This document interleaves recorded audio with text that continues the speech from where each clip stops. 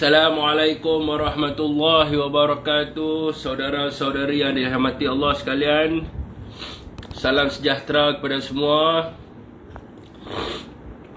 Hari ni saya tak apa nak sihat. Hari ni demam sikit Tapi saya sebenarnya dah buat video pendek nak beritahu kita malam ni tak ada live. Tapi hari ni saya terpanggil juga bila saya baca beberapa keratan akhbar. Dan juga bila saya tengok orang kata apa, berita hari ni jadi orang kata apa, di saat demam tu pun rasa nak buat live juga. Rasa nak gelak pun ada. Hat Long Mua, waalaikumsalam. Amir Shah, waalaikumsalam. Rosli Ismail, waalaikumsalam. Muhammad Azri, waalaikumsalam. Saya tak kenal orang pelik-pelik ni Azmi Samad, waalaikumsalam.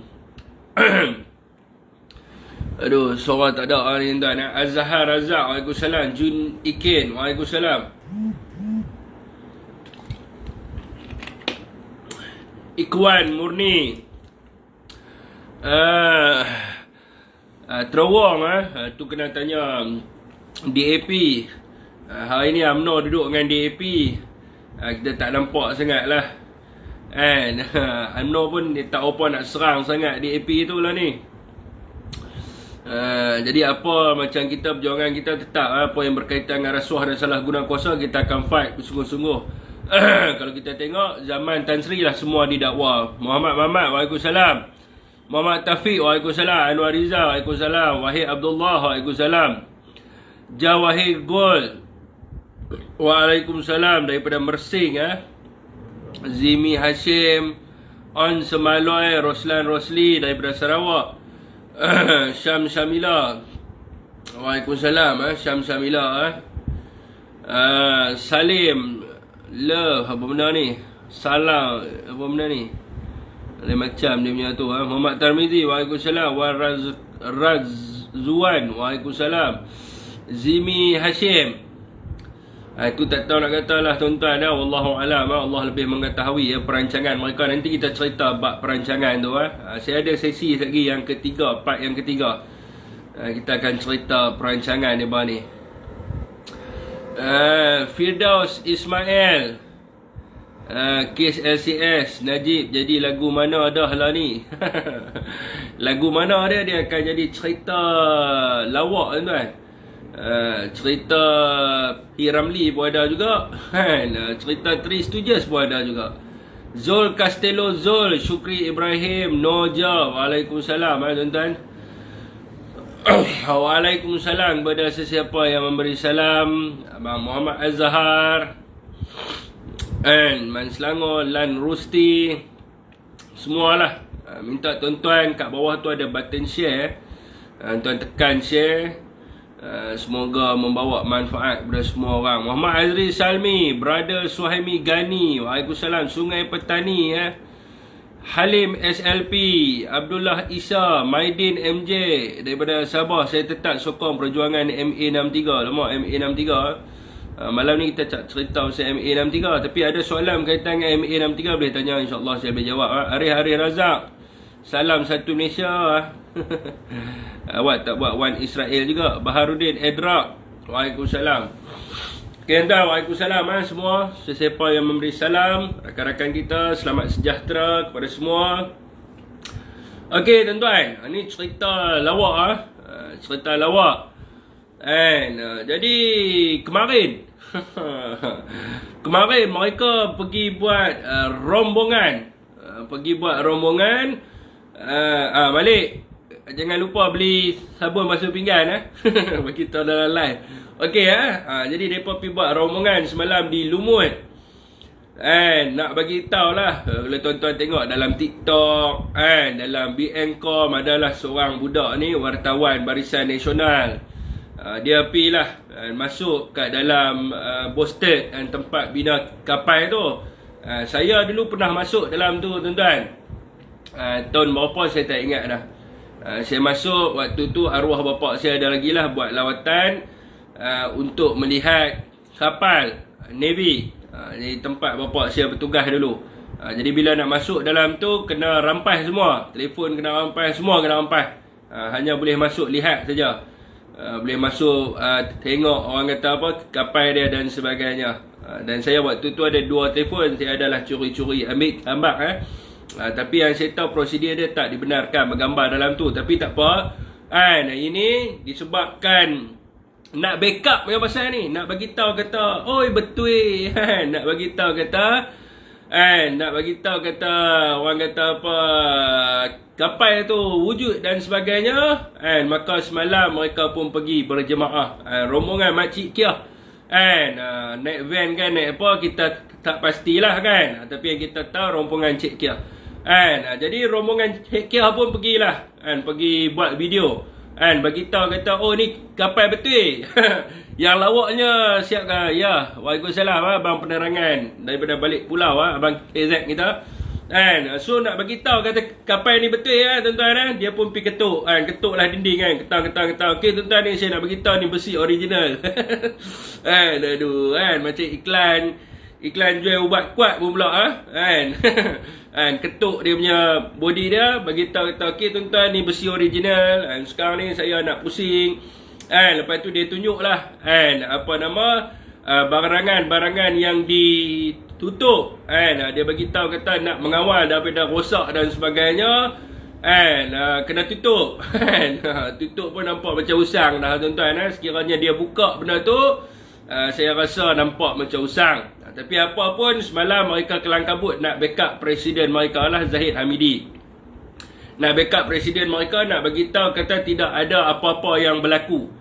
Tapi hari ni tuan-tuan, rakyat digemparkan. Rakyat digemparkan. Jadi mereka telah pun termasuk di dalam jerat mereka sendiri. Mereka menggunakan pejabat awam, bawa keluar kenyataan, mengatakan bahawa oh memang kita secara lazimnya secara lazimnya kita melancarkan dan menamakan kapal yang belum siap. Jadi pejabat awam tu pun jadi bodoh. 2 kali 5 kali 2 dengan Presiden UMNO. Mungkin nak jadi kroni mereka lah. So hari ni rakyat digemparkan. Jadi semalam bagi tahu tidak ada masalah, bagi tahu kata siap. Tapi tiba-tiba hari ni SPRM tuan-tuan, Suruhanjaya Pencegahan Rasuah Malaysia, bawa kertas pendakwaan untuk mendakwa bekas penjawat awam dan bekas pengarah orang kata apa yang terlibat di dalam projek pembinaan kapal LCS itu. Jadi orang kata apa, di dalam kenyataan SPRM ada menyebut bahawa ada penyelewengan, adanya salah guna kuasa dan rasuah di dalam pembinaan kapal LCS. Jadi semalam dia kata tak ada apa-apa. Ni tuan-tuan tengok, cyber trooper UMNO dah masuk. Duk bagi tahu kata kencing. Sebab apa dia kata kencing? Sebab dia tak baca berita. Tuan-tuan boleh pergi saya bagi tahu pada tuan-tuan semua orang yang cerdik. Jadi saya selalu bagi tahu, nak ada ilmu ni syarat dia kena membaca. Tuan-tuan jangan percaya apa yang saya bagi tahu, dan jangan percaya apa yang orang lain bagi tahu sekalipun. Jadi sebagai manusia, sebelum dia mendapat sesuatu ilmu, dia kena memeriksa ilmu tersebut. Dan hari ini saya bagi tahu pada tuan-tuan SPRM siasat. Jadi tuan-tuan kena pergi check, type dekat Google SPRM check LCS, ada tak di situ? Kalau ada, tuan-tuan baca. Bila tuan-tuan baca, tuan-tuan akan jumpa di mana seorang bekas penjawat awam dan juga pengarah, bekas pengarah bagi syarikat yang membina kapal LCS ni hari ini didakwa kerana berlakunya penyelewengan dan rasuah dalam pembinaan kapal LCS. Jadi sebab itulah mereka cepat-cepat untuk menutup. Mereka cepat-cepat untuk menutup mereka punya hekung mereka. Mereka cepat-cepat untuk mengaburi mata rakyat. Tapi perkara ini sebab tu orang kata tuan-tuan, orang tua-tua dulu pesan, sepandai-pandai tupai melompat, akhirnya jatuh ke tanah juga.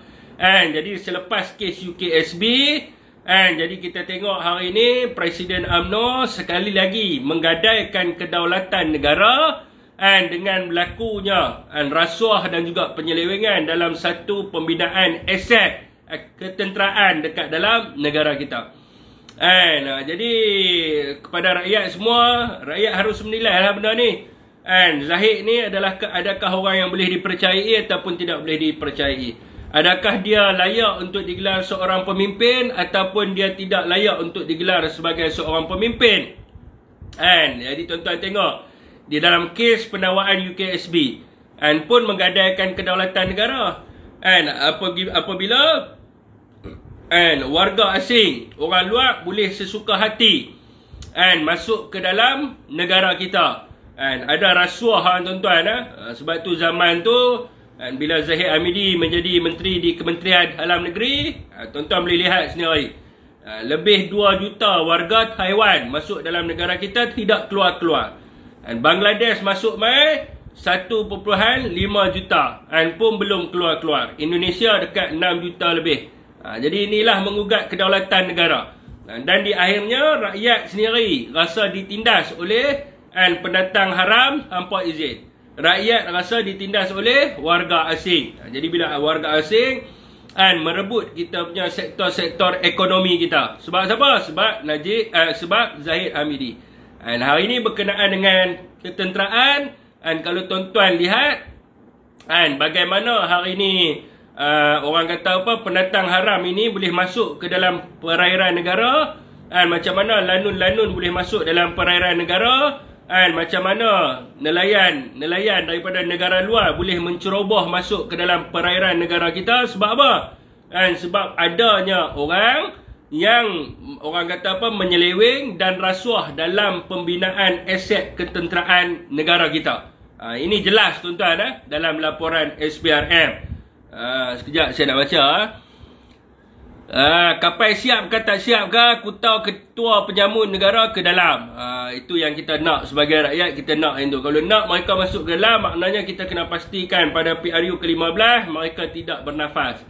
Dan kita kena pastikan mereka tidak menang dalam pilihan raya yang akan datang. Kalau kita tengok hari ini, Perdana Menteri daripada mereka pun, mereka dah boleh main-main dengan undang-undang. Jadi tuan-tuan, sekiranya tak dapat kebenaran daripada Perdana Menteri, sekiranya tidak mendapat kebenaran daripada Menteri Pertahanan, tidak mungkin orang luar boleh masuk ke dalam orang kata apa, kamp tentera laut. Tidak mungkin orang biasa boleh masuk ke dalam Bosted yang membina aset ketenteraan dalam negara kita. Jadi disebabkan mereka menyalahgunakan kuasa lah, mereka bawa pergi gerombongan Makcik Kia. Tapi di akhirnya mereka terkantui juga bila SPRM bertindak lebih hantas daripada mereka. Tunggulah akan dikutip SPRM. Betul tuan-tuan. Okey. Kesian Setro UMNO ni. Saya kadang-kadang sedih dengan mereka ni tuan-tuan.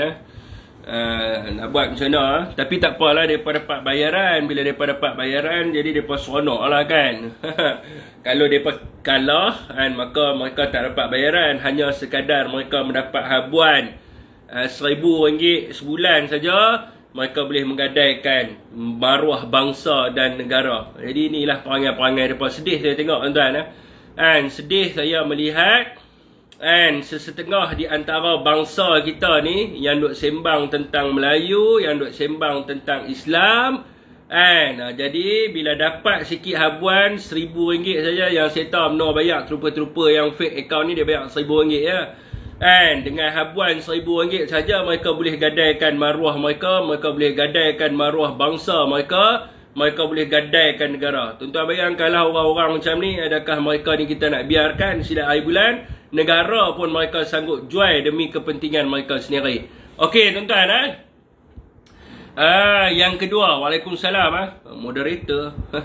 Okey, yang kedua berkenaan dengan kenyataan Syahril Hamdan. Dia fitnah, dia kata Datuk Wan Saiful Wan Jan ni gila jawatan, gila kuasa. Tapi sebenarnya rakyat lebih tahu. Sebab apa Perikatan Nasional ni nak jumpa sangat dengan Perdana Menteri ni. Jadi yang pertama, yang Syahril Hamdan dia kena sedar. Yang pertama, kedudukan Barisan Nasional dalam kerajaan hari ini bukan besar. Kerusinya adalah kerusi yang kecil. Jadi komposisi yang lebih besar adalah datangnya daripada Perikatan Nasional. So benda ini orang kata apa? Jadi dekat sini Perdana Menteri daripada BN tu dia kenalah dengar, kenalah orang kata apa, ada orang kata apa, keberanian untuk berjumpa daripada wakil-wakil daripada kerajaan. Yang pertamanya hari ini, sebab yang utama kita tak nak sangat jumpa dengan dia ni bukan sebab jawatan, bukan sebab kedudukan. Walaupun UMNO hari ini dia kata kat kita ni gila jawatan, gila kedudukan, dan dalam masa yang sama dia lantik orang dia semua. Di dalam PTPTN pun orang UMNO, dalam ketengah pun orang UMNO, dekat mana lagi? MARA pun orang UMNO, semua GLC, GLIC dan juga di kementerian-kementerian semua orang UMNO. Begitu juga dengan Sharil Hamdan. Kalau kita nak ikutkan di Jabatan Perdana Menteri, kita dah pun ada Menteri orang kata apa, Ekonomi, iaitu Tok Pa kita. Dan Sharil Hamdan hari ini dilantik sebagai penasihat ekonomi kepada Perdana Menteri. So orang kata apa, function dia dekat mana?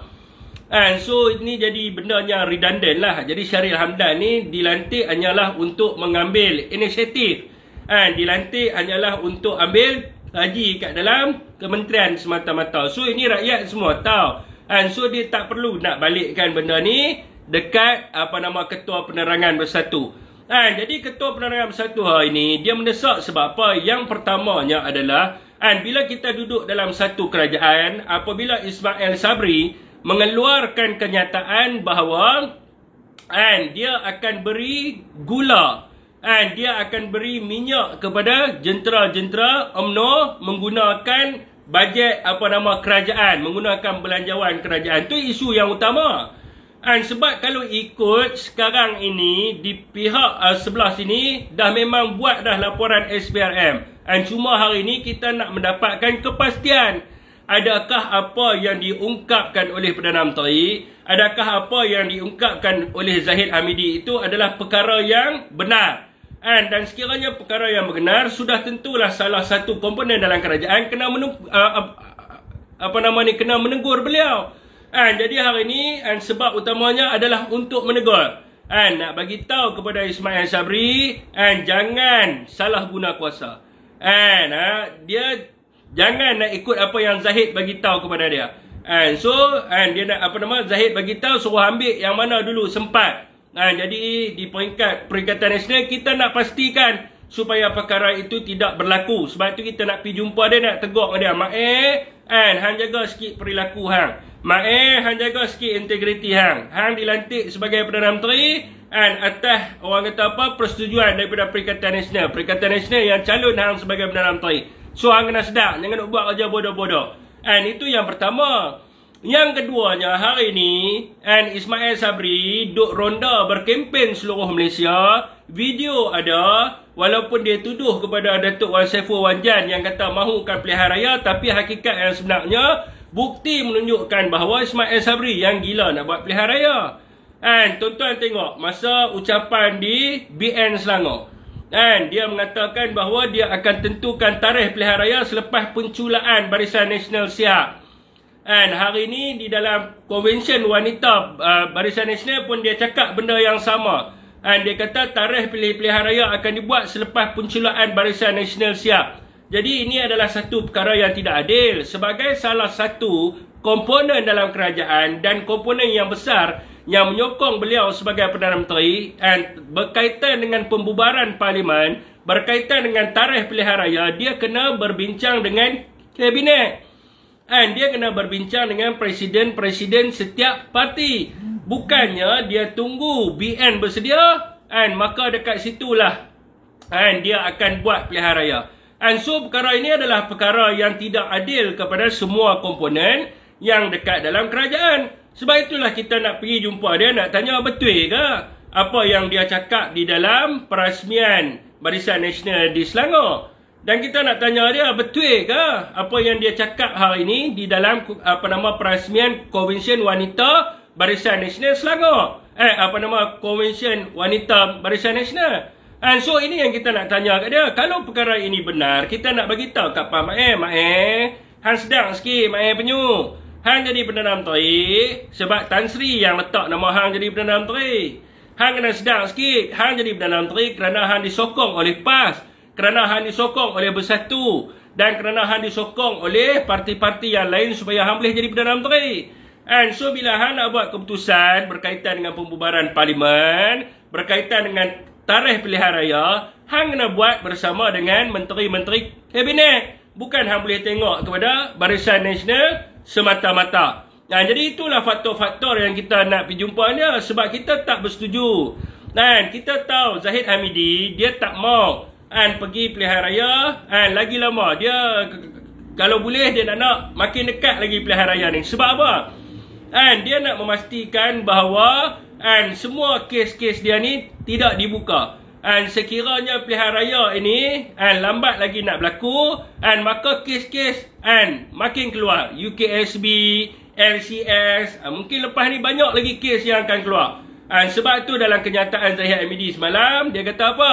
Sekiranya lagi lama Barisan Nasional bertahan dalam kerajaan sekarang ni, lagi banyak benda yang akan keluar selepas daripada LCS, maka rakyat tidak akan percaya lagi kepada Barisan Nasional. Jadi ini satu benda yang kita rasa tidak mendorong kepada kepentingan rakyat keseluruhannya. Rakyat hari ini harga barang meningkat, tuan-tuan. Rakan kita di Lumut ni, dia sebelum ni dia duk bagi tahu kerajaan gagal, harga barang meningkat macam-macam. Tapi hari ni dia tak, orang kata apa, demi nak dapatkan kuasa, demi nak dapatkan jawatan, maka dia pun menyokong semua benda. Jadi ini satu benda yang saya rasa macam rakan kita ni teruk betul, prinsip dia teruk, boleh katakan munafik lah. Jadi sekarang ni harga barang meningkat, minyak masak pun mahal, ayam mahal, semua mahal. Sepatutnya daripada kerajaan nak fikirkan tentang pilihan raya, sepatutnya kerajaan kena fikir daripada sudut nak bantu rakyat. Hari ni tuan-tuan, kita tak nampak Perdana Menteri buat benda tu semua. Bila rakyat marah, Perdana Menteri buat RAZ member. So buat RAZ member ni nak himpun orang muda, nak bagi sokong kat dia. Orang muda pergi program tu, tapi orang muda bukannya nak sokong pada dia. Orang muda pun tahu mahal segala macam kan harga barang sekarang ni. Jadi pengangguran pun banyak. Orang tidak ada kerja. Jadi macam-macam benda lah. Jadi dia duk fikir kepada pilihan raya semata-mata. Saya baca kat sini ada orang cakap kata saya takut untuk visi bersama dengan Esme Maisa, tapi semua orang tahu lah, yang ada kat sini semua tahu. Sebab tu dia rajin sentuh peribadi. Sebab dia 2 kali dia jemput saya masuk visi, 2 kali dia kena balon dalam visi dia. Jadi saya tak perlu layan lah, dia bukan standard saya, buang masa saya nak layan dia. Okey tuan-tuan, itu adalah yang tuan-tuan perlu tahu lah. Itu dia nak ganggu saya punya hujah ni. Okey, sebab yang ketiga, sebab apa kita nak jumpa dengan Datuk Seri Ismail Sabri ni? Antaranya kita nak berbincang lah. Lah ni dia duk kata dekat Bersatu ni gila jawatan, gila kuasa. Tapi dalam masa yang sama dia duk lantik orang-orang BN. Kalau betul dia tak mau lantik siapa-siapa, kalau betul kata semua parti tak gila kuasa dan tak gilakan jawatan dan sebagainya, GLC dan GLIC ni tak perlu lantik orang politik. Lantiklah orang profesional. Sekarang ni dia duk kata kat Perikatan Nasional gila kuasa. Lepas tu PTPTN lantik ketua bahagian UMNO. Lepas tu ke tengah lantik ketua bahagian UMNO. Mara lantik ketua bahagian UMNO. Peladang lantik orang kata apa? Dia punya brother dia sendiri. Dia lantik dia punya keluarga kandung dia sendiri. Lepas tu apa lagi? Nafas lah peladang. Lepas tu apa lagi tuan-tuan GLC yang ada? Semua dia lantik ni lah. Orang UMNO semua dia lantik. Kalau betul kata dia, kita tak mau fikir tentang siapa gila jawatan, siapa gila kuasa, sekarang ni tak perlulah nak lantik orang politik.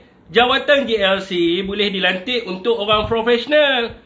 Boleh lantik golongan profesional sementara waktu. Sementara nak tunggu pilihan raya. Ini tak ada. Semua lantik orang dia. Lepas tu duk bagi tahu kata, oh sebelah sini gila kuasa. Yang gila kuasa, gila jawatan itu UMNO. Dan benda ni tuan-tuan, daripada sumber dalaman yang kita dapat. Dan kalau tuan-tuan tengok hari ni ada kenyataan daripada Ahli Majlis Pimpinan Tertinggi Bersatu iaitu Yazid Yunus. Yazid Yunus ada keluarkan kenyataan bahawa dia ada dapat maklumat sumber halaman UMNO yang mengatakan bahawa Perdana Menteri hari ini meletakkan orang-orang beliau di dalam GLC dan GLIC dan juga di dalam kementerian-kementerian sebelum bajet dibentangkan. Sebab apa? Apabila belanjawan dibuat, maka dia akan letakkan peruntukan-peruntukan dekat GLIC, dekat GLIC ni. Supaya pemimpin-pemimpin UMNO boleh menggunakan peruntukan itu untuk jentera pilihan raya. So saya rasa benda ni bukan benda yang bagus lah. Jadi duit rakyat ni bukan kita nak guna untuk jentera pilihan raya, tuan-tuan. Sebab tu dia sebut tentang minyak, tentang gula-gula dan sebagainya. Kalau duit peruntukan kepada GLIC adalah untuk membangunkan GLIC itu. Contohnya peruntukan yang dibagi kepada PTPTN untuk apa? Untuk menambah baik PTPTN supaya lebih ramai orang boleh mendapat pinjaman PTPTN dan dia boleh melanjutkan pengajian dia. Sekiranya peruntukan kerajaan masuk dalam PTPTN, lepas tu yang pi ambil duit itu adalah pengurusi PTPTN, itu yang disebabkan pelajar-pelajar Melayu tidak mendapat pinjaman PTPTN. Sebab itulah PTPTN mengalami kerugian. Sebab peruntukan kerajaan masuk sakau. Begitu juga dengan Marakok.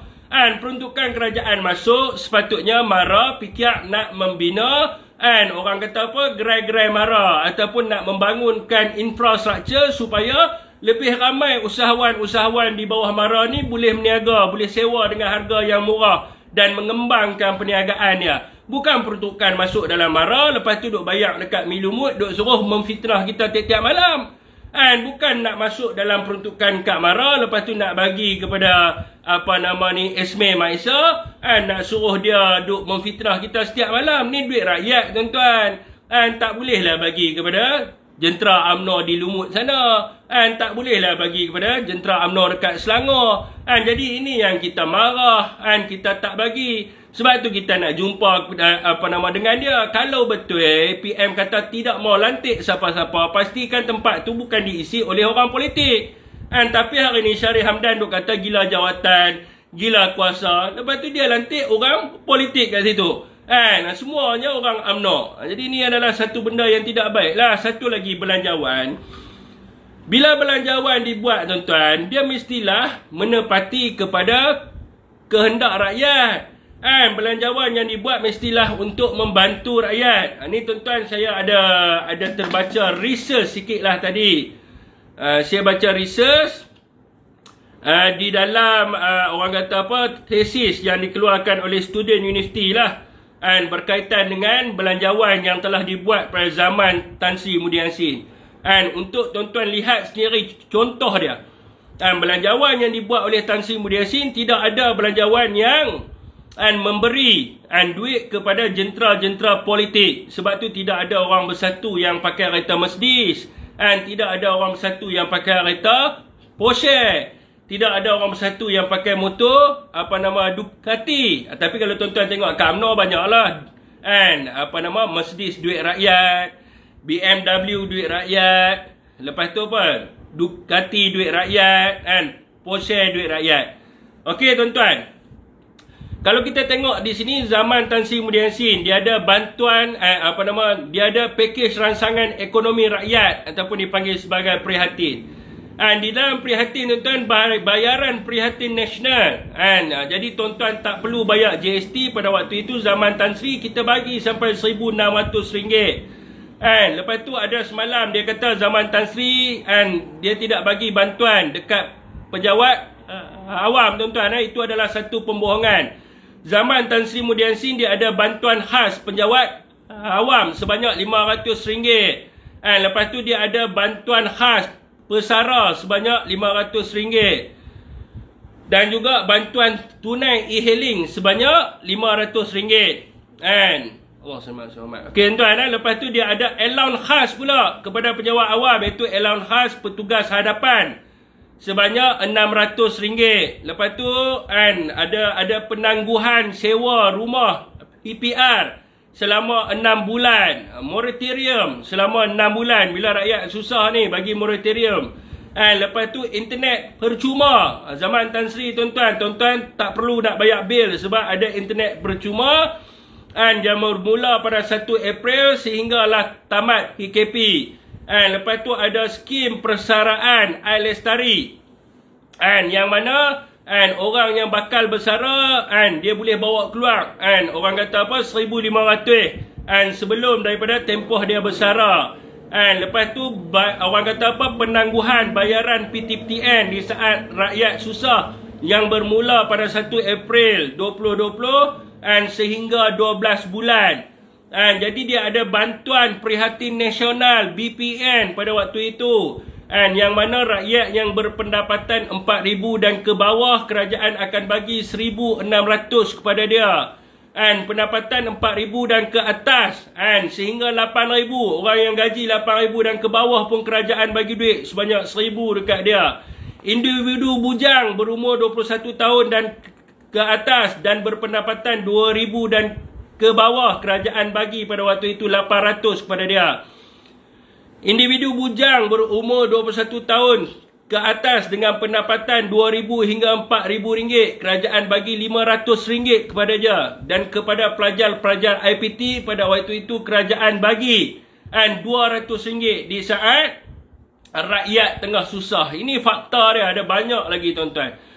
Tan Sri bagi kepada usahawan peniaga bagi 4,500 ringgit di bawah grant khas prihatin.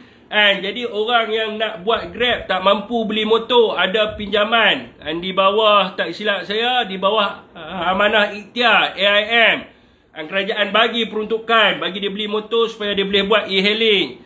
Lepas tu siapa anak muda yang nak berniaga, dia boleh masuk program di bawah SME Tube. Jadi kerajaan bagi kat dia orang kata apa, RM15,000 untuk dia memulakan perniagaan dia. So sekarang ni tuan-tuan, apa yang kerajaan bagi sekarang ni? Kerajaan UMNO sekarang ni apa yang dia bagi? Tak bagi apa-apa. Jadi duk sibuk nak bagi duit kepada jentera UMNO. Duk sibuk nak ambil hak rakyat bagi kepada jentera UMNO. Ini adalah satu perkara yang tidak baik.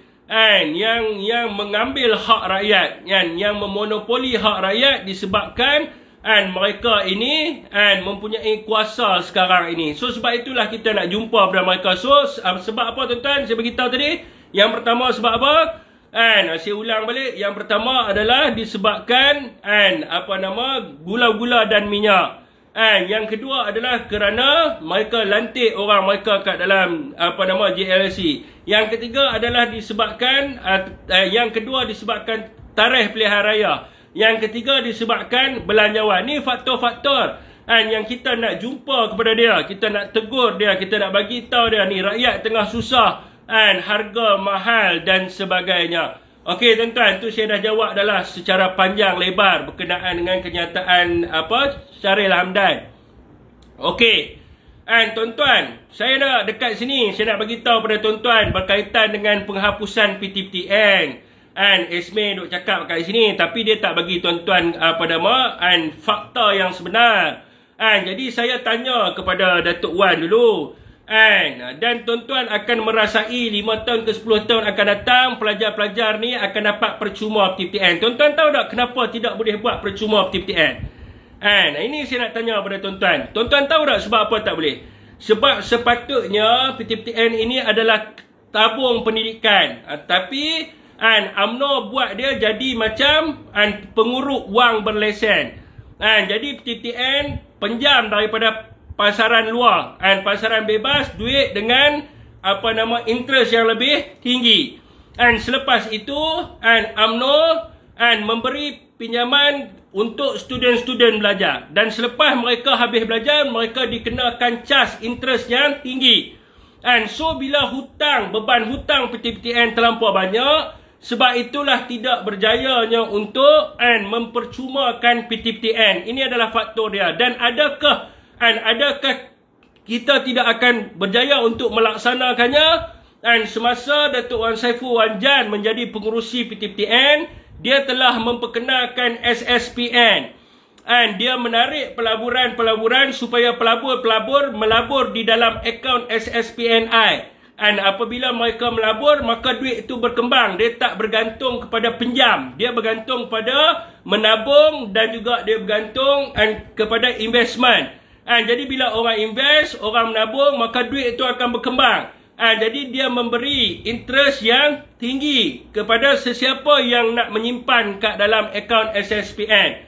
Jadi itulah yang dibuat oleh Wan Saiful Wan Jan. Sebab itulah tuan-tuan, dalam tempoh masa 5 tahun hingga 10 tahun akan datang, kalau tuan-tuan tengok pemikiran Ungku Aziz. Sebab apa Ungku Aziz buat tabung haji? Ungku Aziz buat tabung haji kerana apa? Kalau tuan-tuan baca penubuhan tabung haji, tuan-tuan baca Profesor Diraja Ungku Aziz. Dia kata kerisauan dia pada ketika itu adalah apabila orang Melayu nak pergi menunaikan haji, maka mereka terpaksa jual harta mereka. Mereka jual tanah mereka. Mereka jual rumah mereka. Maka di akhirnya orang Melayu tidak akan ada rumah dan tidak akan ada harta mereka. Sebab itulah dia tubuhkan tabung haji. Dia tubuhkan tabung haji, dia suruh rakyat pada waktu itu menabung. Rakyat menyimpan duit dalam tabung haji dan tabung haji niagakan duit tersebut. Bila tabung haji niagakan duit tersebut, dapat keuntungan, dia akan masukkan ke dalam akaun pendeposit. Maka bila dia masukkan dalam akaun pendeposit, dalam tempoh 10 hingga ke 20 tahun, orang dah boleh menunaikan haji. Sebab apa? Sebab duit dia berkembang. Maka idea yang dicetuskan oleh Profesor Ungku Aziz itu telah pun digunakan oleh Datuk Wan Saiful Wan Jan untuk memperbaiki kerosakan yang telah dibuat oleh UMNO. Kerosakan yang telah dibuat oleh UMNO, yang mana student ni terpaksa bayar dengan kos yang tinggi, interest yang melampau dan sebagainya. Maka dia mewujudkan orang kata apa SSPNI ni untuk encourage orang supaya menabung. Mak bapa yang ada duit simpan dekat dalam akaun SSPNI, itu akaun pendidikan, maka duit itu akan berkembang, interestnya lebih tinggi daripada tuan-tuan simpan dekat tabung haji, daripada tuan-tuan simpan dekat BSN, daripada tuan-tuan simpan dekat ASB. Interest lebih tinggi yang disediakan oleh SSPNI. Maka pada zaman Datuk Wan Saiful Wan Jan juga, dia menyediakan grant padanan. Sekiranya ibu bapa ini menyimpan sehinggalah RM10,000, maka SSPN akan bagi kepada dia berganda RM10,000 lagi. Maka simpanan dia akan jadi RM20,000 dalam tempoh masa 10 tahun. Maka pada ketika itu, pelajar-pelajar tidak lagi akan terbebang dengan hutang pendidikan. Maka negara kita dalam tempoh 5 hingga ke 10 tahun akan datang, akan melahirkan satu sistem pendidikan yang percuma atas usaha dan juga atas pemikiran dan juga atas perik, perik dan juga pengorbanan Datuk Wan Saiful Wan Jan ini untuk memastikan bahawa suatu hari nanti PTPTN ini akan berubah. Untuk memastikan suatu hari nanti anak bangsa kita ini tidak akan tertekan dengan sistem penguruk wang berlesen yang dibuat oleh UMNO dan juga Barisan Nasional. Tuan-tuan kena bagi tahu kepada anak tuan-tuan, maka inilah orang yang berjasa sekiranya dalam tempoh 5 hingga ke 10 tahun akan datang, negara kita akan melahirkan sistem pendidikan yang percuma. Okey tuan-tuan. Jadi nak suruh saya jawab, saya jawab. Bukan saya tak boleh jawab. Jadi biasalah orang fitnah. Orang fitnah ni biasalah tuan-tuan. Okey, kita bukan buat janji. Tidak ada janji. Ini adalah pelaksanaan. Ini adalah pelaksanaan tuan-tuan. Okey. Saya juga ada baca dalam tesis hari ni tuan-tuan. Jadi kita abaikan dia. Dalam kajian yang dibuat oleh sebuah universiti oleh seorang profesor, dia mengatakan parti politik hari ini semua nampak sama. Semua nampak sama. Semua Melayu Islam. GTA pun Melayu Islam, Barisan Nasional pun Melayu Islam, Perikatan Nasional pun Melayu Islam. Dia ibarat tuan-tuan membandingkan vitamin C dan juga vitamin Epeton. Dua-dua sama, dua-dua ada keluar vitamin C. Cuma beza sikit lah Everton dengan Champ tu. Mungkin daripada segi bentuk dia dan sebagainya. So kalau tuan-tuan letak sebelah-sebelah, dia sama saja. Daripada dulu 40 tahun telah wujud. Everton 40 tahun, Vitamin Champ juga 40 tahun. Jadi begitu jugalah dengan parti-parti ini. Jadi beliau mengatakan bahawa satu penawaran yang baru telah pun dilihat oleh rakyat. Yang pertama sekali, rakyat melihat daripada sudut kestabilan politik. Yang kedua, rakyat melihat daripada sudut keadilan. Ni Tuan Khairul, dia pun ada kat sini, mungkin dia boleh masuk terangkan pasal PTPN. Okay, yang keduanya adalah keadilan. Yang ketiganya adalah kemakmuran. Yang keempatnya adalah ketelusan. Yang kelimanya adalah keadilan sosial. Yang keenamnya adalah hak sama. Yang ketujuhnya adalah kesejahteraan. Dan yang ke-8-nya adalah penyelesaian berkaitan dengan isu rasuah, penyalahgunaan kuasa dan juga mahkamah. Jadi kalau saya cerita kepada tuan-tuan berkaitan dengan penawaran baru ini, saya bagi tahu kepada tuan-tuan tidak akan ada satu pun yang kena kepada Barisan Nasional. Walaupun Barisan Nasional sering menggunakan daripada sudut kestabilan politik. Saya nak bagi tahu kepada tuan-tuan, tidak akan ada kestabilan jikalau tuan-tuan meletakkan Barisan Nasional sebagai parti yang akan menang pada PIU yang ke-15 kelak. Ini kita tengok berdasarkan data, berdasarkan orang kata apa, statistik dan sebagainya, dan berdasarkan fakta yang relevan lah. Kalau kita tengok hari ni tuan-tuan, orang kata apa, kedudukan pilihan raya ni ditentukan atas dua perkara. Perkara yang utama. Yang pertamanya adalah komponen parti. Yang ketiganya adalah penguasaan terhadap negeri-negeri. Jadi kalau kita tengok hari ini daripada sudut komponen parti, di Malaysia kita ada Semenanjung dan juga bukan Semenanjung, iaitu di Sabah dan juga Sarawak. Kalau kita tengok komponen di Sabah dan Sarawak ini adalah penentu, lazimnya menjadi penentu kepada parti yang akan mendapat 2/3 di dalam setiap pilihan raya umum yang berlaku.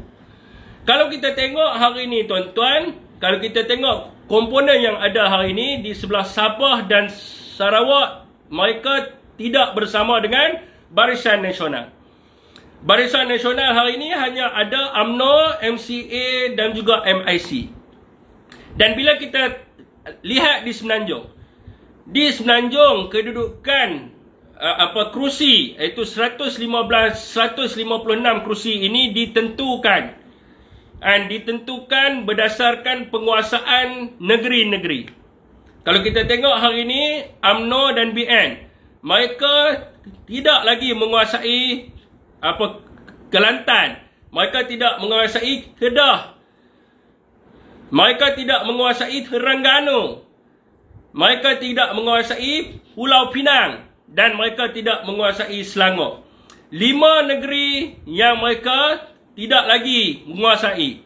Dan kelima negeri ni kalau tak silap saya, ada 76 kerusi parlimen termasuk wilayah persekutuan, maka 80 lebihlah kerusi yang ada. Wilayah pun mereka tidak menguasai. Wilayah sekarang ni majoriti dikuasai oleh Pakatan Harapan. Jadi kalau kita tengok hari ini negeri yang dikuasai oleh UMNO Barisan Nasional hanyalah Perak dan juga Pahang. Dan yang mungkin mereka akan menang adalah Negeri Sembilan, Johor dan yang seterusnya. Itu sahaja yang mereka kuasai.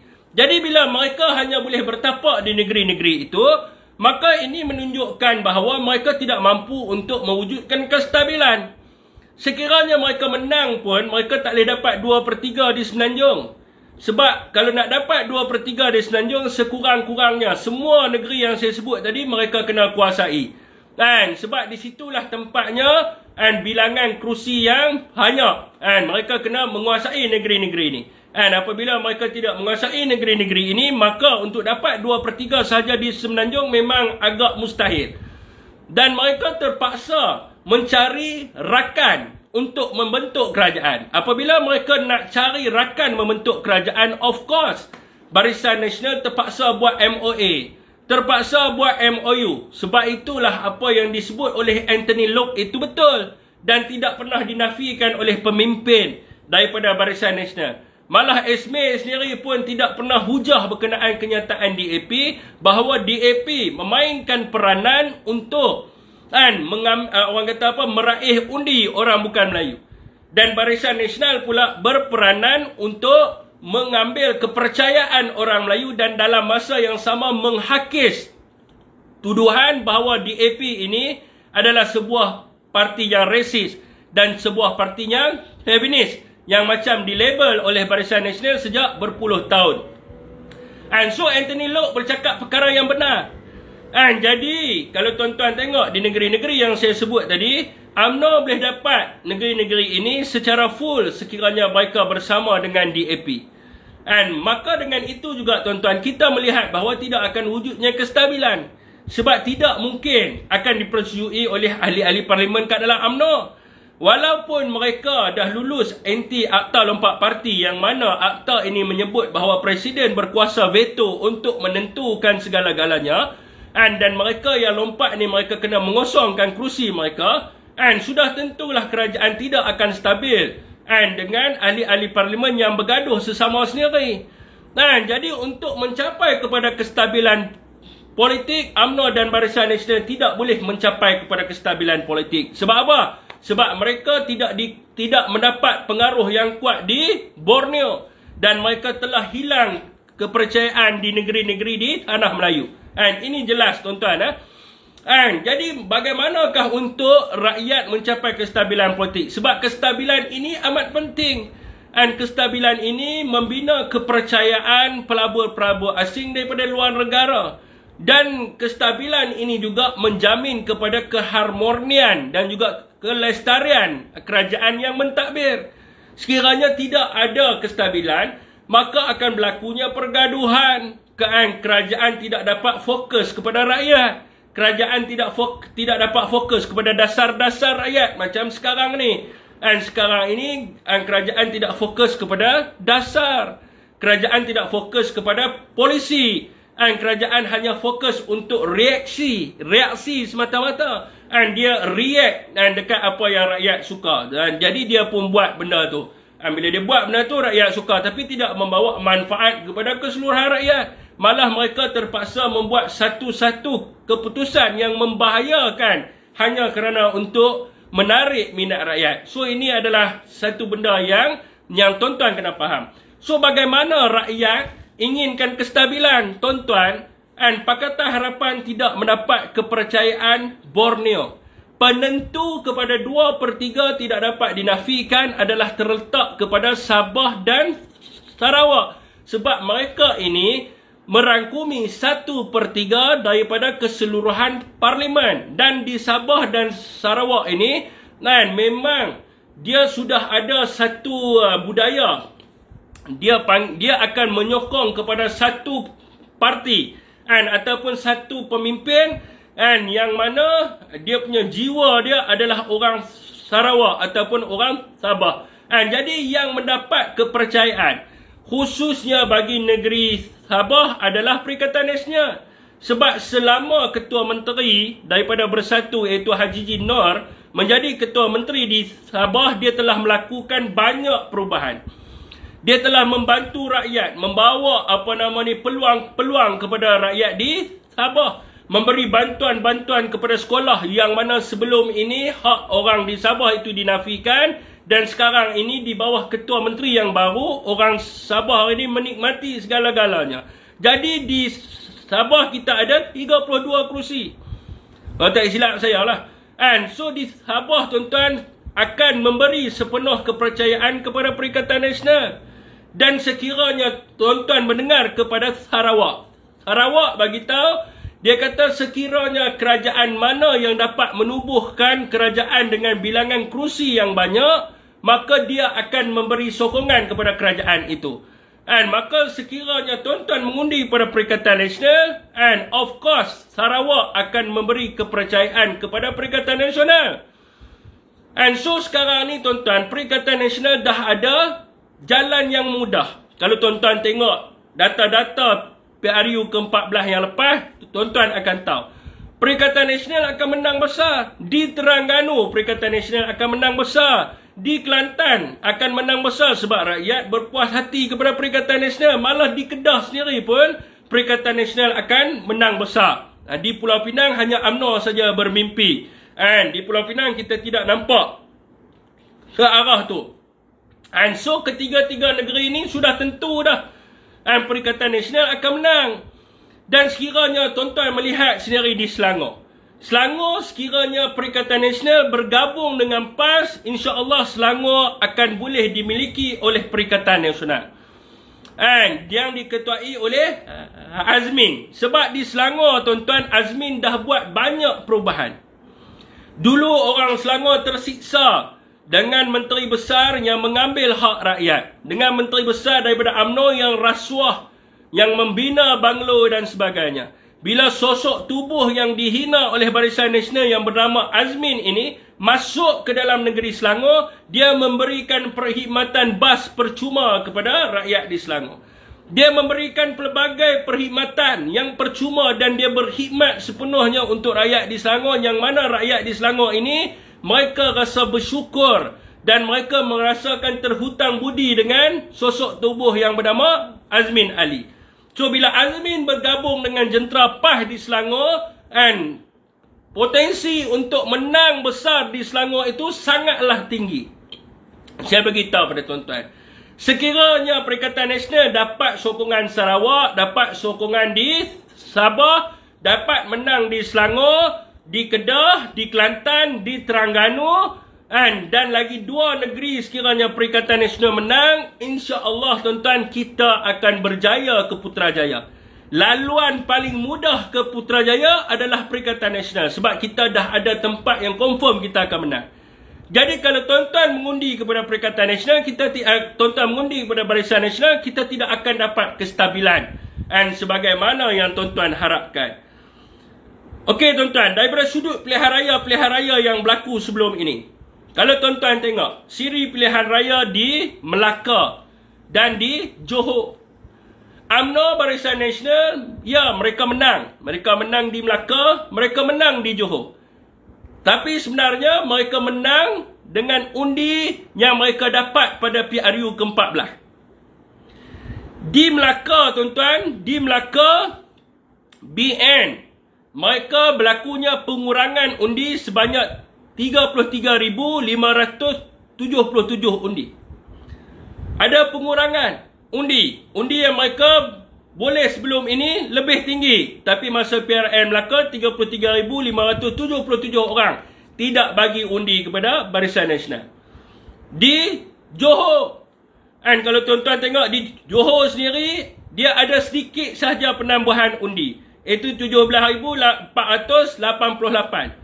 Dan dia ada sedikit sahaja penambahan undi yang menyebabkan mereka menang di Johor. Dan mereka menang dengan undi yang sama macam PRU ke-14.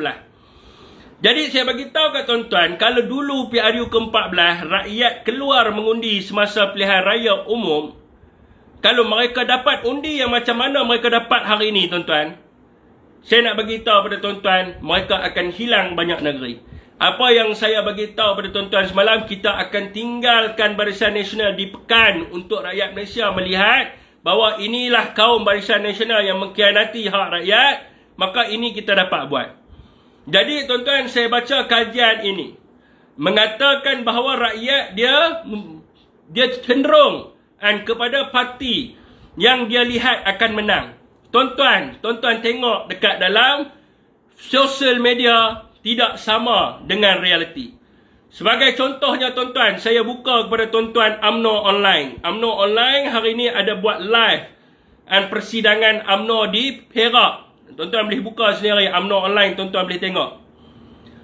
Tuan-tuan tengok apa nama live dia. Ni, dia masih tengah live lagi. Izham Jalil tengah berucap sekarang ni. Okey, tuan-tuan pergi dekat UMNO Online dan tuan-tuan tengok live dia. Live dia 1,000 orang tengok. 1,000 orang tengok live dia. Tapi yang like 64 saja. Yang komen 25 orang saja. Logik tak tuan-tuan? Tuan-tuan nak tahu logik tak logik, ni saya ulang pada tuan-tuan. Tuan-tuan lihat sendiri. View yang tengok Izham Jalil tengah berucap sekarang ni di UMNO online adalah 1000. Dan yang like dia adalah 64, yang komen dia adalah 25 orang. Tuan-tuan, sekarang ni saya tengah live. Saya tak pakai apa-apa tool. Saya tengah live, yang tengah tengok saya sekarang ni 670 orang. Dan saya dekat sini sekarang ni ada 289 like dan juga 1000 komen. Jadi saya nak tanya pada tuan-tuan, logik ke? 1000 orang tengok, hanya 20 orang saja yang tekan komen.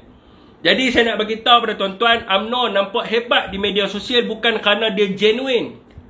Bukan kerana dia genuine orang tengok dia. Tapi kerana dia menggunakan tools untuk dia naikkan view.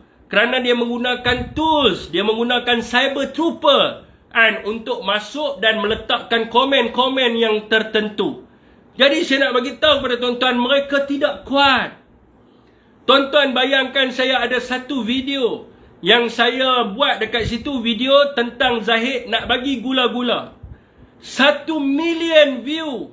Dan dalam 1 juta view itu, tuan-tuan boleh tengok 99.9% rakyat Malaysia hentam Barisan Nasional. Jadi Barisan Nasional ini tidak kuat. Kalau ada rakan-rakan kita yang hari ini rasa di sini dia kata aku kena undi BN sebab nak capai kepada kestabilan politik, saya bagi tahu pada tuan-tuan, tuan-tuan tidak akan dapat kestabilan itu kerana apa? Kerana mereka tidak akan mungkin dapat 2/3 kerusi dan mereka terpaksa untuk buat macam sekarang ni MOA. Terpaksa untuk buat macam sekarang ni MOU. Tapi kalau tuan-tuan beri kepercayaan kepada Perikatan Nasional, kita akan menang 2/3 di Parlimen dan kita akan dapat pergi ke Putrajaya. Dan inilah yang saya bagi tahu pada tuan-tuan tadi, analisa universiti tadi yang saya sebut pada tuan-tuan 7 perkara lagi. Hanya kerana satu perkara ini saja. Satu perkara ini saja tuan-tuan nak dapatkan kestabilan dengan undi Perikatan Nasional, tuan-tuan akan dapat kemakmuran. Tuan-tuan akan dapat ketelusan. Tidak ada kerajaan yang makmur dan telus selain daripada Perikatan Nasional. Tuan-tuan akan dapat keadilan sosial. Tuan-tuan lihat sendiri. Tuan-tuan lihat sendiri semasa Tan Sri jadi Perdana Menteri. DAP kena dakwa kes terowong. UMNO pun kena dakwa. Mana-mana pemimpin dalam kerajaan yang buat salah sama ada pembangkang atau kerajaan akan didakwa di mahkamah. Tuan-tuan akan dapat sama ini yang saya sebut tadi. Tuan-tuan akan dapat kesejahteraan. Dan tuan-tuan akan dapat penyelesaian rasuah salah guna kuasa yang mengambil hak rakyat. Ke-8 perkara penawaran baru yang disebut oleh seorang profesor ini, tuan-tuan akan dapat.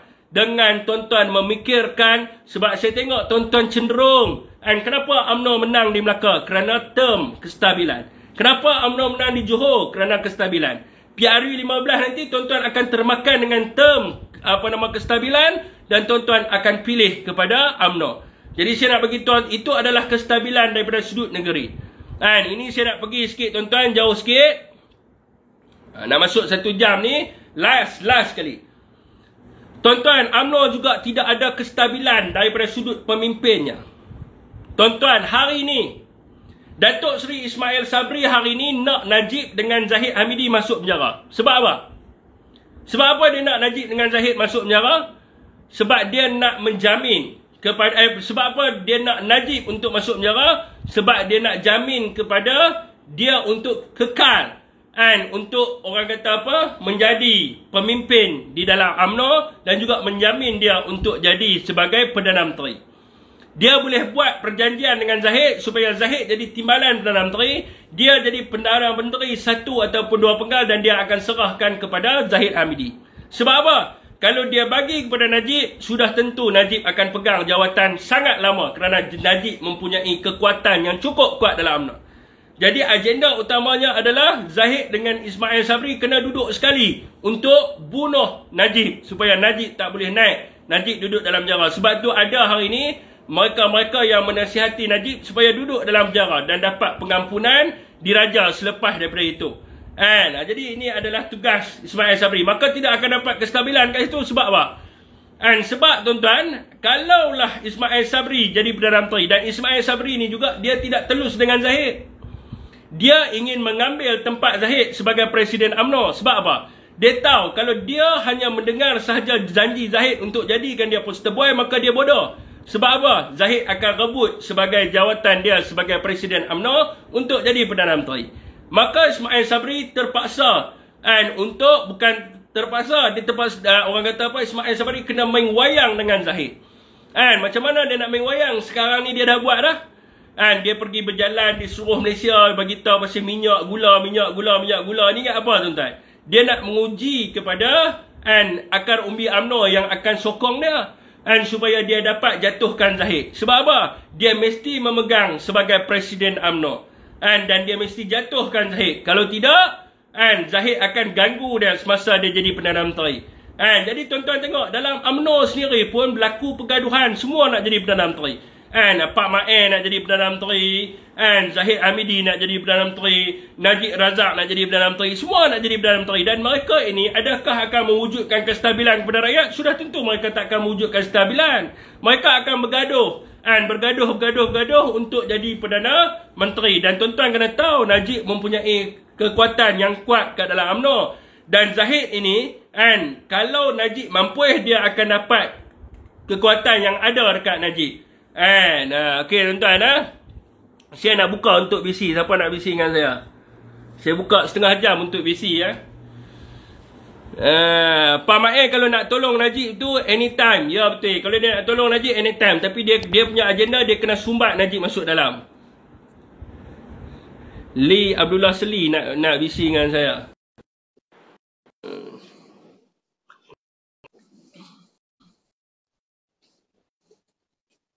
Goyang pok menor.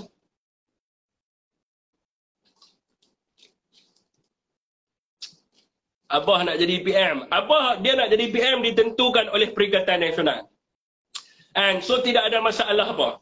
Ditentukan oleh Perikatan Nasional. Selepas Abah jadi PM, timbalan Perikatan Nasional akan ambil kedudukannya. Sebab dia dah bagi tahu bahawa pada PRU yang selepas ini dia akan bersara daripada politik. Walaupun Tok Guru Hadi Awang minta supaya dia menanam hajat dia untuk bersara itu demi masa depan negara. Tapi ini dah jelas. Perikatan Nasional kita jelas. Kita tak perlu risau bab gaduh. Perikatan Nasional kita tak perlu risau bab bergaduh. Kita tak perlu risau bab ada pemimpin kita yang nak lari dari kes mahkamah. Tuan-tuan bayangkan kalau mereka menang, mereka bebaskan Najib, mereka bebaskan Zahid dan sebagainya. Negara-negara luar yang mengutuk Najib dan Zahid, dia akan kutuk negara Malaysia. Tuan-tuan, negara luar mereka berpegang kepada integriti. Mereka berpegang pada accountability. Mereka berpegang pada responsibility. Kalau kita ada pemimpin yang tidak ada tiga perkara ini, mereka akan boykot kita daripada segi ekonomi. Mereka akan boykot kita daripada segi pelaburan, import export. Mereka akan boykot kita. Kalau negara-negara di Euro khususnya dan di East Asian, di Asian khususnya juga yang membenci kepada perasuah dan salah guna kuasa ni, kalau mereka boykot kita, apa yang akan jadi kepada rakyat Malaysia? Sekarang ni tuan-tuan kena ingat, mereka ada pilihan yang baru. Sekarang ni Indonesia tengah membangunkan Pulau Kalimantan. So mereka boleh pergi pindah semua, hilang-hilang dekat Indonesia. Sekarang ni pun mereka duk buat dah. So bila mereka pindahkan ke sana, apa yang akan berlaku dekat rakyat Malaysia? Apa yang akan berlaku? Jadi tuan-tuan kena tahu, kalau di Filipina, kalau di China, orang yang ambil rasuah, orang yang salah guna kuasa, mereka ini akan dibunuh. Kalau dekat Western, kalau tuan-tuan tengok Morris, baru ni di UK, dia dipaksa untuk resign. Sebab apa? Sebab dia hanya buat parti, benda yang sekecil-kecil, yang nampakkan dia bahawa yang dia tidak ada disiplin. Maka berlakunya pilihan raya di United Kingdom. So ni negara-negara luar memang macam tu, lazimnya sebegitu. Jadi mereka tidak boleh menerima pemimpin begini. Tuan-tuan bayangkan bagaimana pemimpin Malaysia nak berhadapan di dalam PBB. Bagaimana pemimpin Malaysia nak berhadapan dengan OIC. Rakyat Malaysia tidak akan menerima bantuan dan tidak akan menerima keistimewaan sebagai salah sebuah negara Commonwealth. Sebab apa? Sebab kita melahirkan dan kita menyokong pemimpin yang rasuah dan juga salah guna kuasa. Jadi ini adalah lazim yang berlaku di luar negara. Kalau kita tidak mahu And mereka mengkritik menyekat ekonomi kita. Kalau kita tidak mahu mereka menyekat import ekspor kita, maka kita tidak boleh memilih UMNO ni, kerana UMNO telah pun dilabel di seluruh dunia sebagai satu parti yang rosak, satu parti yang plundering idiot, satu parti yang national embarrassment, dan satu parti yang korup, dan satu parti yang apa benda lagi, dan semua term-term yang dipakai oleh akhbar-akhbar antarabangsa merujuk kepada entiti UMNO itu sendiri. Okey, tuan-tuan, saya buka untuk BC. Mak Kelantan. Oh, Kelantan kita. Ni kita ada ni. Ramai ni. Kita ada Abang Khairul ada. Baguslah Fi, anak murid Rafizi. Minta maaf, saya bukan anak murid Rafizi. Saya tak pernah jumpa Rafizi dan saya tak pernah duduk sebelah Rafizi, tak pernah salam dengan Rafizi pun. Saya tak kenal pun Rafizi siapa dia. Tapi kalau orang dalam UMNO dia kenal saya lah, banyak-banyak ni. And, tu macam anak murid saya di Lumut tu. And, jadi WhatsApp dia dulu yang duk tanya macam mana daripada sudut nak cari ilmu semua ni. Sekarang ni dia kutuk saya lah kan. Bagi kat Sarawak lagi jadi PM bro, GPN Desa Adil, semua parti dapat terima. Tak ada masalah apa perbincangan dalam Perikatan Nasional. Dan secara tertutup. Tapi sekarang ni kalau mereka tanya yang dipersetujui Perikatan Nasional ada seorang je. Ada seorang dipersetujui. Tidak ada masalah. Selepas ni tidak ada masalah. Kalau kita tengok zaman Tan Sri pun, Tan Sri mengutamakan Sabah dan Sarawak. Saya nak beritahu pada tuan-tuan, kenyataan paling bodoh dikeluarkan oleh Timbalan Presiden UMNO. Apa kenyataan ni awak keluar? Dia kata, lupakan perjanjian lama, kita buat perjanjian baru. Sebab apa? Sebab dia tak tahu apa itu perjanjian MA63 sampai dia boleh keluarkan kenyataan tu. Kalau lupakan perjanjian MA63, maka kita terpaksa lupakan Malaysia. Lepas tu kita nak buat perjanjian yang baru pula, kita namakan sebagai apa? Kita namakan sebagai Mat Hassan. Tukar Malaysia jadi Mat Hassan. Punyalah kenyataan paling saya pun tak tahulah. Dia belajar di mana? Okey, saya buka ni untuk bervisi. Tinggal lagi masa 10 minit dan kalau tak mau bervisi pun boleh tanya soalan. Tanya saya akan jawab. InsyaAllah. Yang mana saya boleh jawab, saya jawab. Patutlah apa ni? Ni buat fitnah lari tak mana duk ada ya.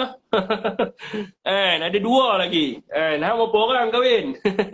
Orang kahwin dua dan diam ya. Tak ada masalah apa nak masuk tiga dalam diam. Open lagi. Okey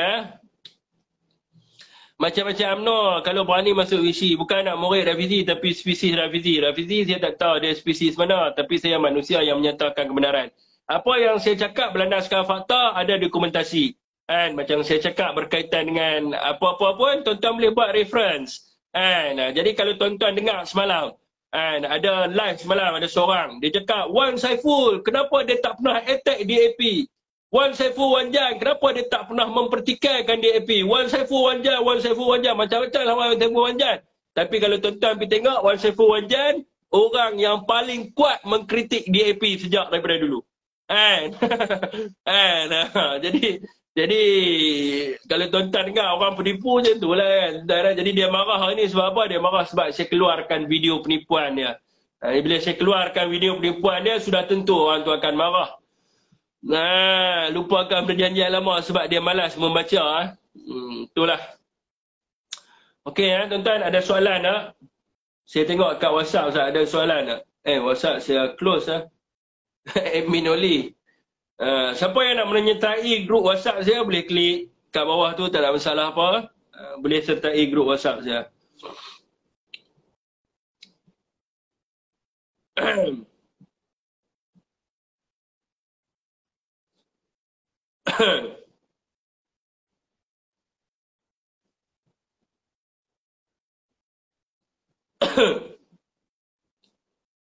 Okey tuan-tuan, siapa nak bisi boleh bisi. Hari ini saya mengkontrol pernafasan. Terima kasih kepada rakan kita di Facebook kerana dia ajak saya teknik-teknik orang kata apa, kontrol pernafasan. Jadi saya dah cekap sikit lah. Jadi okey ya malam ni. Fik, PRU bila? Kita minta, and saya akan buat satu petition nanti untuk kita hantar kepada Istana Negara sebab saya dah study dah perlembagaan berkaitan dengan pembubaran parlimen, and yang di Pertuan Agong dia mendengar nasihat daripada Perdana Menteri dan keputusan untuk orang kata apa, keputusan untuk membubarkan parlimen itu dia adalah dipanggil sebagai dia terletak di bawah kuasa orang kata apa, Seri Paduka Baginda Yang di-Pertuan Agong tu, dan kita minta kepada Raja-Raja Melayu dan juga Yang di-Pertuan Agong untuk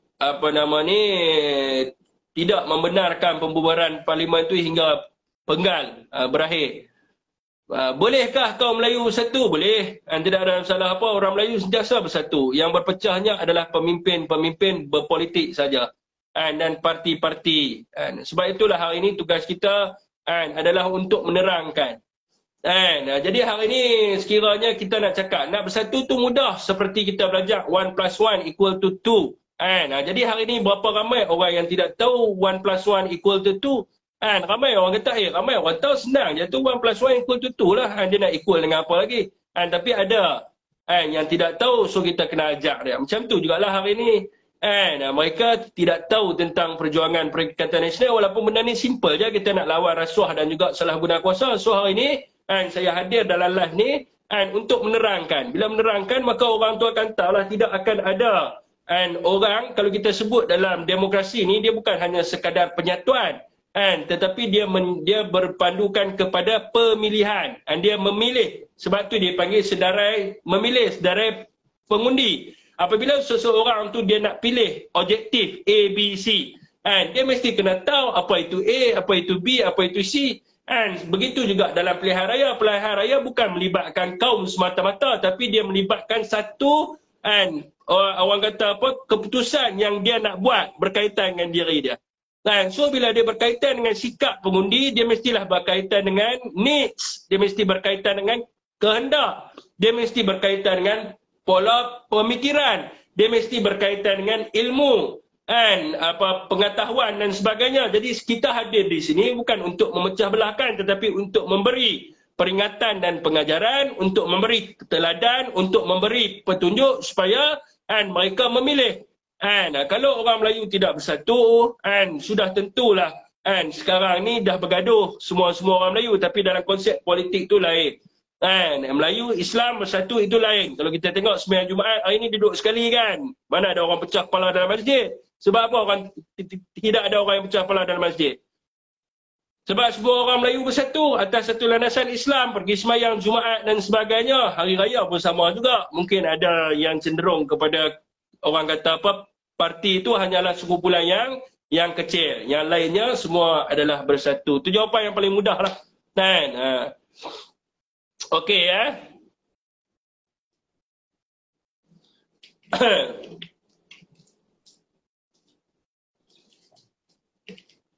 Jadi macam tsunami India dan tsunami China. Dia boleh berlaku sebab apa? Sebab minoriti. Dia adalah kelompok yang kecil. Kalau kita nak menggerakkan 1000 orang dengan 100 orang, mana lagi mudah? Gerakkan 100 orang lebih mudah daripada gerakkan 1000 orang. Nak memahamkan 100 orang lagi mudah untuk nak memahamkan 1000 orang. Begitu jugalah dengan apa yang berlaku dalam negara kita sendiri.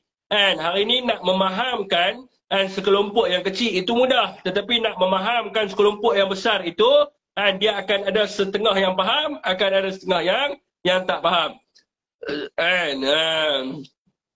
Lim Kit Siang nak bisi boleh, no problem, siapa-siapa pun boleh, tak ada masalah apa. Kesian dekat Saitro UMNO malam ni. Allahu Akbar.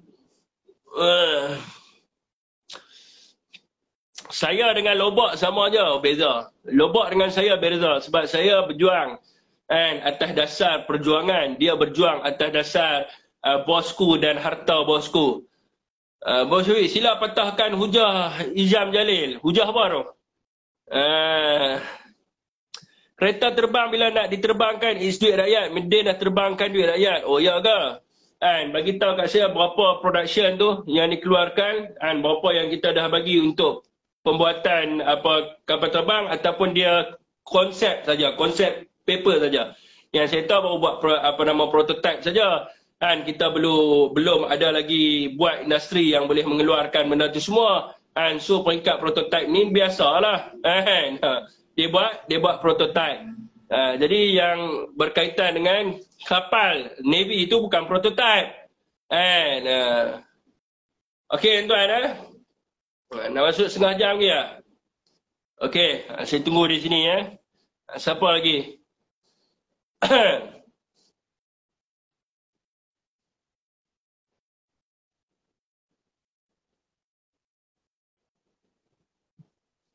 Ya, aku tengah live. Alright, siapa? Okey, tuan kalau tidak ada siapa dia ni? Idea bodoh. Begitu jugalah idea untuk buat kapal perang ni. Sepatutnya kita kena dengar kepada orang yang lebih tahu, tapi bila kita bodoh, kita dah buat suara macam kita ni hebat sangat, susahlah. Sebab tu dalam pendakwaan PAC, kalau tuan-tuan tengok kenyataan akbar utusan dululah, kan, dipanggil Zahid Hamidi ni adalah pemimpin UMNO yang bodoh, tapi dia adalah seorang yang handsome. Kan, ada digelar kat dalam utusan dulu. Memang betul. Kan, kalau kita tengok daripada pembinaan LCS kan, LCS ni sepatutnya kita nak bina, kita kena dengar lah kepada Navy. Kan, jadi bila dia tidak dengar kepada Laksmana, dia dok rasa dia cerdik lebih. Jadi susahlah, tu yang jadi masalah sekarang ni, sebab kita dengar orang bodoh. Kan, kalau kita dengar orang yang berkaitan dengan benda tu, kita dengar orang yang ada credibility untuk buat keputusan, maka hari ni dah siap dah. Tapi disebabkan kita ada menteri bodoh pada waktu tu, begitu jugalah dengan kes UKSB hari ni. Jadi lambakan warga asing kat dalam negara kita sampai 10 juta ni sebab apa? Sebab kita ada orang bodoh pada waktu tu jadi menteri di Kementerian Dalam Negeri. Sekiranya kita tidak ada orang bodoh yang jadi menteri di Kementerian Dalam Negeri pada waktu itu, sudah tentu hari ini rakyat tak kisah lagi.